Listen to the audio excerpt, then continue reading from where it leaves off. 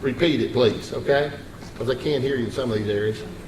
And especially when we got people like Brett messing with the microphones. Ted, come on up. You'll be next. We'll put David in last. I will say this. We're offering all the candidates an opportunity to come by and talk to the executive committee. Bradley has done so, and Ted has done so, and if the others have that desire, just get a hold of Mabry and she can book you in. We usually have it on 5:30 before the regular meeting here. It usually lasts about 15 minutes. As you can look at him and Bradley, we didn't beat up on them much at all, so we invite all of you to come. Well, I'd like to thank everybody for coming out tonight. And one of the things that's great about this country is that we have choices. One of the things that I was not able to choose was my parents. And I've got my dad here with me tonight. And I want to take a moment to thank my dad. If you don't know him, Roby, he had a trail hiking career and postmaster at Chucky and so forth. But a lot of what I do is in honor of my dad. My dad taught me to be a man, taught me to take on responsibilities that a man should take on. Hard work, care for the community, respect for others. And in addition, I've got Mabry here, who taught me all I needed to know about being a Christian at Horse Creek Church of God. And I'm not going to leave out my wife, who taught me how to be the good husband. But you got to have a rounded approach to life. And of course, we lost my mom years ago, and Dad, I wish she was here. But thank you for coming, and thank each one of you.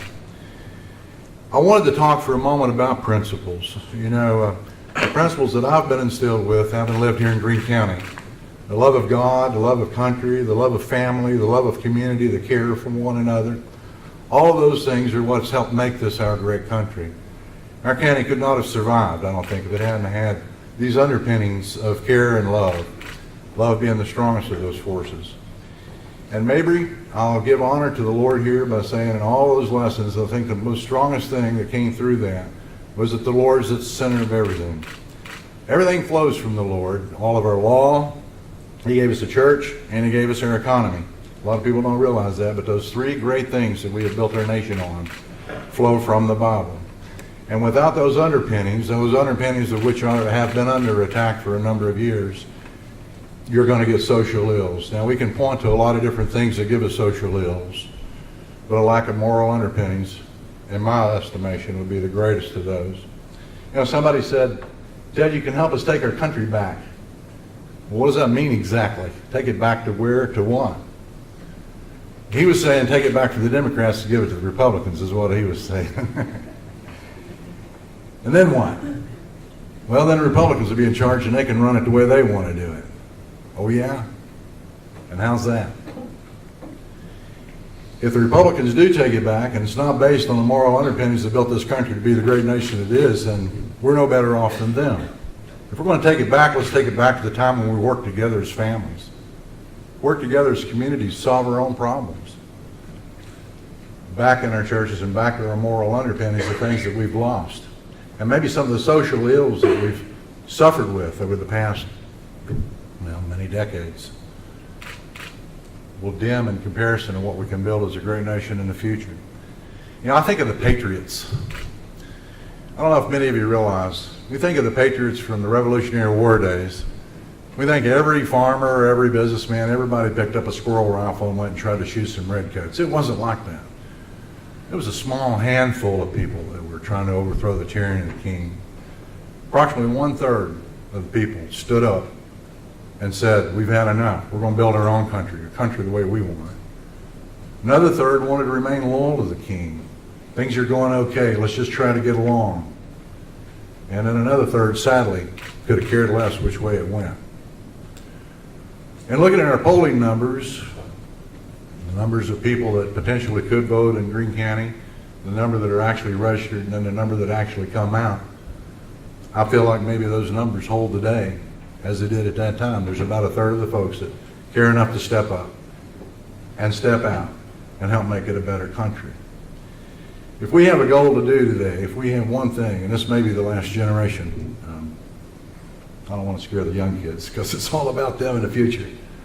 But if we want to preserve the kind of country, the greatest country we've had in the face of the earth, it's up to us, the older generation, to help take it back. You know, we have built the greatest educational system, the greatest healthcare system, the greatest transportation system the world has ever known. Whether you want to talk about agriculture or anything else, it's up to us to preserve these foundations for these kids. And we can't do it by just wishing for it. It's going to take effort. What did the Patriots do? The ones that cared. They stepped up. I think of the ones, we took a trip from here to Washington back in, some of us were together on that bus, back in, I believe it was April of '09, I think. And a couple of folks were kind of complaining because it's an 8-hour trip on the bus up there, and you know, then you're walking down Pennsylvania Avenue trying to make your point, and then you're riding on the bus all night back. I couldn't help but think of those patriots from East Tennessee that picked up their own squirrel rifles and some hardtack, some biscuits, maybe some dried beans, and headed out, most of them on foot, walking for months just to get up there and praying to God they could take out a redcoat or two before they themselves were shot. I thought of all the hardships, shooting game along the way, swimming the frozen rivers, whatever it took. They did all that for an idea for the future to help make this a great country. I'm afraid we've become apathetic. Time has gone on. Maybe it's because we're a land of plenty and we've known no other way. We don't think a thing about going into a grocery store 365 days a year and getting a fresh apple. Do you know what a miracle that is? An absolute miracle. We take it all for granted. I'm afraid if we continue taking it for granted, we risk losing it all. We need to rebuild the party. We need to rebuild the principles the party was built on. We need to renew our oath to uphold those principles. And we need to get the youth involved right here, because that's the next generation. As far as where we're going, and I failed to make note of time, so you'll have to give me a 2-minute warning, would you? Yes, we've been the greatest nation in the world, and I feel like we potentially could falter from that, and I feel like it's going to take all of us working together with a shoulder to the wheel to help rebuild it. And we're going to do it right here in Greene County with one representative in Nashville speaking for all 68,000 citizens, or whatever the approximate number is. I don't think the representative that goes down there should speak for this one or those two or that handful. Not that that's happened, but every single person in this county needs to have a voice, and that voice needs to be heard. Now, everyone's not going to get every little want, need, and desire that they're looking for, but the voice needs to be heard. I believe that using social media and other types of technologies that we can have open forums and so forth and help build this county. A lot of different ways. Whether we're talking about funding for the schools, maybe need a new larger jail, any of the other problems, where are we getting the funds? On the county commission, and I've been there a year and a half, and I've learned a little bit about how it works. It's not like business. I thought maybe it would be, but it's not. I have to keep reminding myself and those around me, in order to provide this service, we have to take money away from someone who's worked hard in the county to understand what it is that we've got and what we do and so forth. I'm going to do a little exercise with you. I'm going to ask you, you don't say it out loud, but when I say Erwin, Tennessee, as an example, what are the 3 things that pop into your mind? Erwin, Tennessee. Don't say it. You don't need to say it. Or if I were to say Newport, Tennessee, there's 3 things that come into 3 off the top of your head. Now, when I say Greenville, Tennessee, or Greene County, I usually get a whole lot of answers because that depends on your perspective of where you live in the county. But I'm telling you, we have our reputation that's out there as well. And some folks have pointed out that that's been destroyed with some of the social media outlets that are out there. And just perhaps some of those anonymous posters that are being detrimental to our county need to make sure that they're not as anonymous as they thought they were. That's one effort. There's 100 efforts that could be taken. One of the things I want to talk about here is sources of wealth. It's important to know where money comes from. Sometime in the last 50 years, we all started letting other people do things for us. We used to bury our own dead, care for our own sick, grow our own food, all the other things.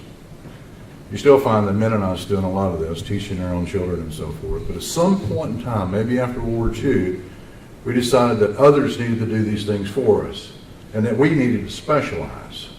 Okay, so I'll be a real estate broker, and somebody else can be a lawyer, and somebody else can be a banker.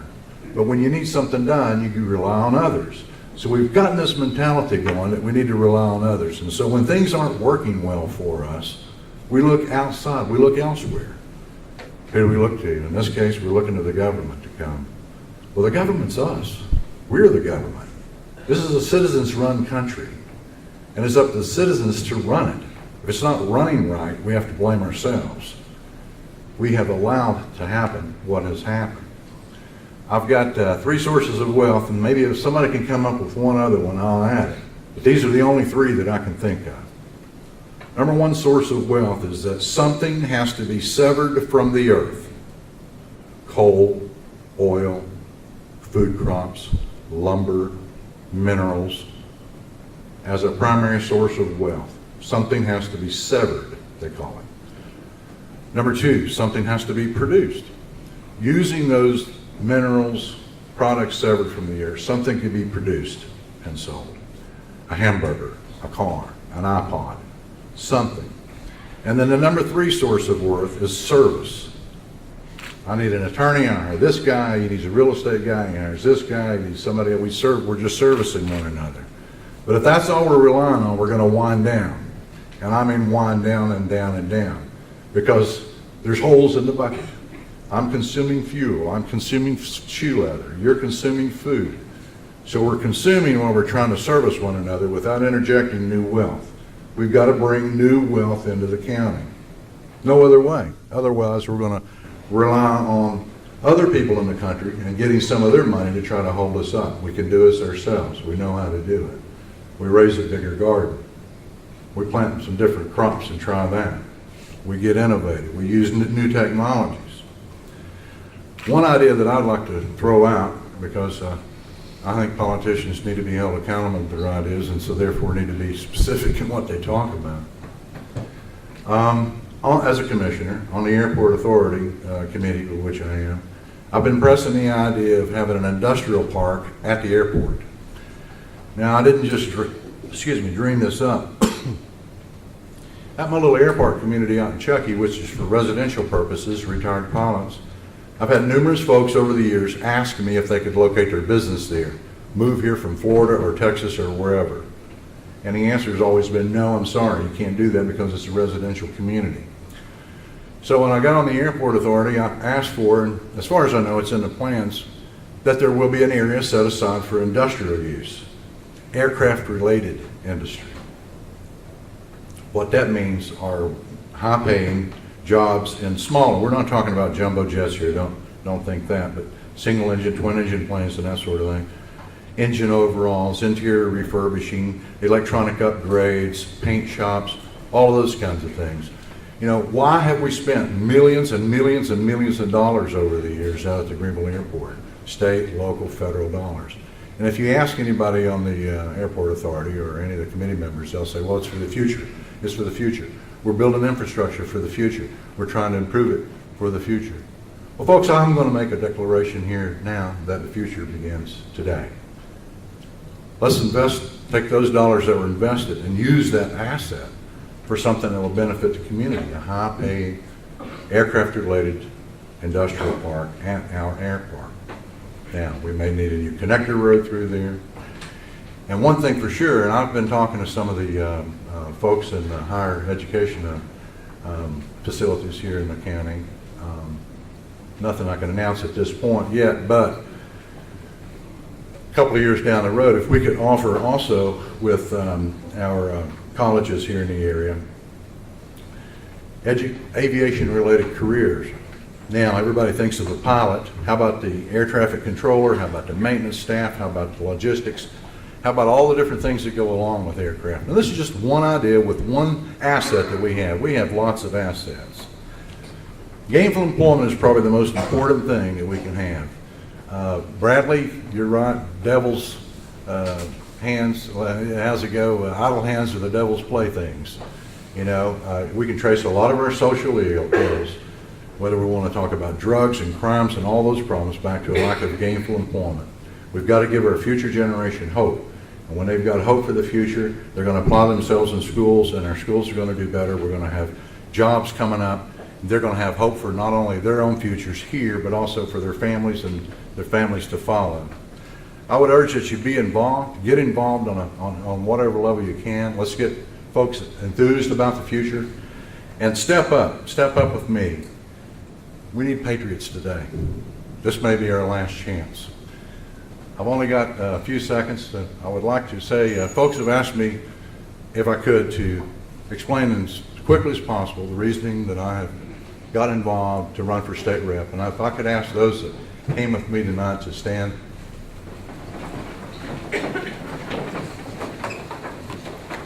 And those who are not committed or are standing here for others, if you would stand as well. Oh, say, can you see by the dawn's early light what so proudly we hailed at the twilight's last gleaming, whose broad stripes and bright stars through the perilous fight o'er the ramparts we watched were so gallantly streaming, and the rockets' red glare, the bombs bursting in air, gave proof through the night that our flag was still there. Oh, say does the star-spangled banner yet wave o'er the land of the free and the home of the brave?